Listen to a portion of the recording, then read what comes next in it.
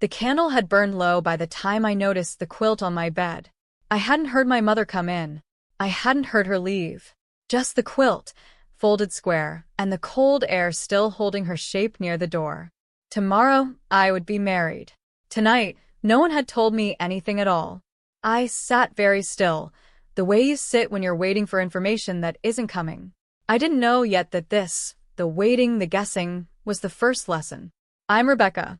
This channel is where I put words to things I lived through but was never given language for. If any part of tonight's story feels familiar to you, in your own marriage, your own silence, tell me in the comments. I read every single one. Now back to that candle. Nobody sat me down.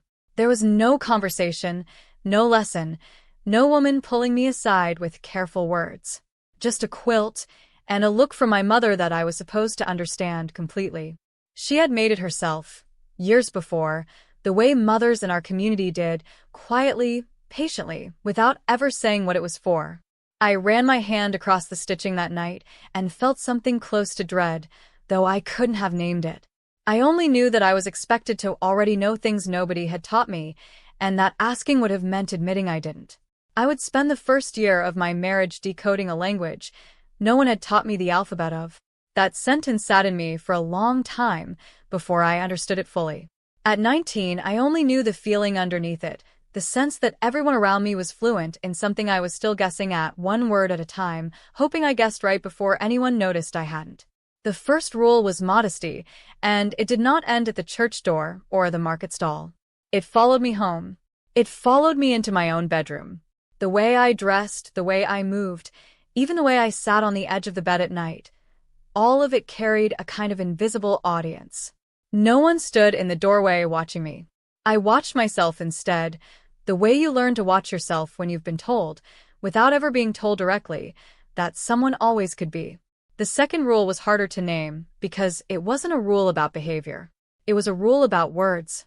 Wanting was not something we had a vocabulary for. If I felt a preference for closeness, for tenderness, for anything at all that belonged only to me, I had no clean way to say it. Desire, in our world, wasn't forbidden exactly. It simply had no name. And a thing with no name is very hard to claim as your own. I learned most of what I knew from women, not from any teaching, but from small rituals repeated, so often they became their own kind of language. Kneading bread beside my mother. Sitting in the quilting circle on winter afternoons, needles moving, voices low. Women pass things to each other there, not information exactly, but something close to it. A glance held a beat too long. A half-finished sentence left hanging on purpose. You learn to read the space between words because the words themselves were rarely given. The third rule concerned touch and how little of it belonged to public view. I never once saw my father take my mother's hand in front of other people. Affection, if it existed, and I believe now that it did, lived entirely behind closed doors, private and unremarked upon. In public, husband and wife stood close but untouching, like two people who respected a boundary neither of them had drawn but both of them kept.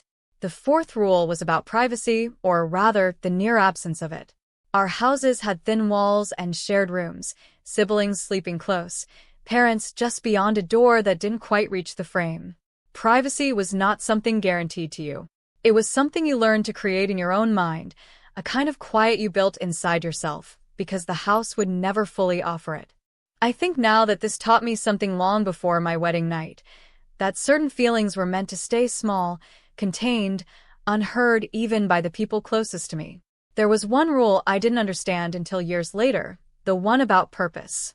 It sat quietly beneath everything else, the way a foundation sits beneath a house you never think to look under.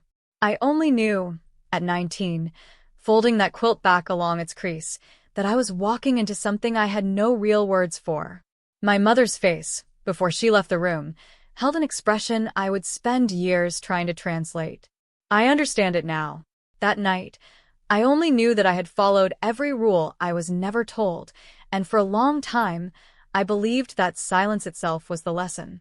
The sixth rule revealed itself slowly, over years, not in a single moment, but in the accumulation of many small ones. Not asking was called respect. If I didn't ask Jonas how he felt, if he didn't ask me, we were being considerate of each other's privacy, careful of each other's dignity. That's what I believed for a long time. What I didn't understand, yet, was that underneath all that careful respect sat a loneliness neither of us ever named. Two people can share a bed, a house, a whole life, and still leave enormous rooms of themselves completely unvisited by the other person. Ours was one of those marriages, and I didn't have a word for it then. The seventh rule was the one that took longest to see, because it wasn't something Jonas did or the community enforced. It lived inside me.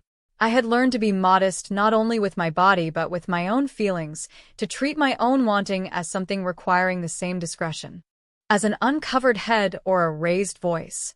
Curiosity about my own closeness with my husband felt, to me, almost indecent to examine.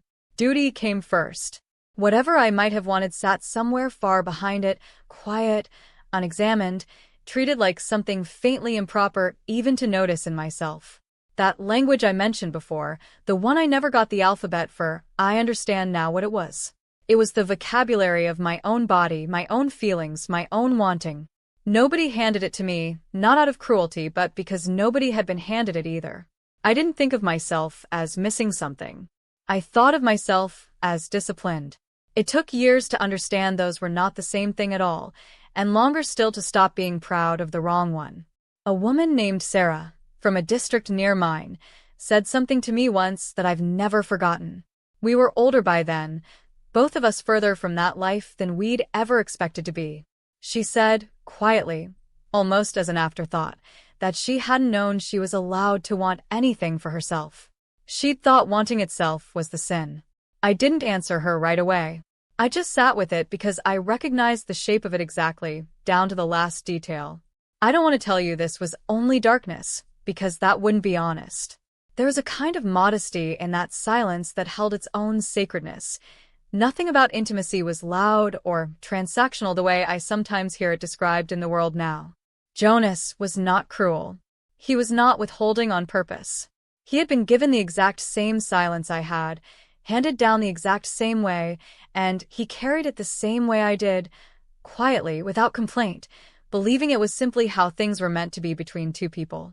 That rule about purpose, the one I didn't understand for years, finally made sense to me one ordinary afternoon. No dramatic realization attached to it at all. When intimacy is framed only around duty, around family, around what it produces rather than what it means between two people, both people lose something. Jonas lost it too.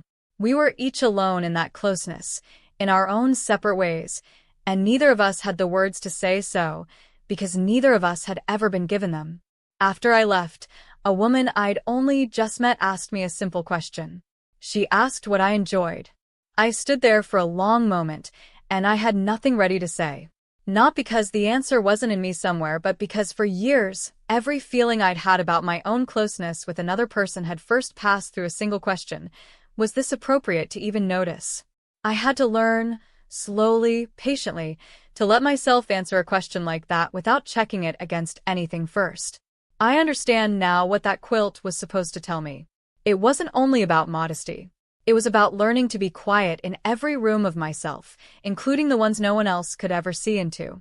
If any part of this, the silence, the not asking, the wanting you were never sure you were allowed, has ever felt familiar to you, I hope you'll tell me. Some rules are written in silence. The hardest part isn't breaking them. It's learning your own voice was always allowed to speak.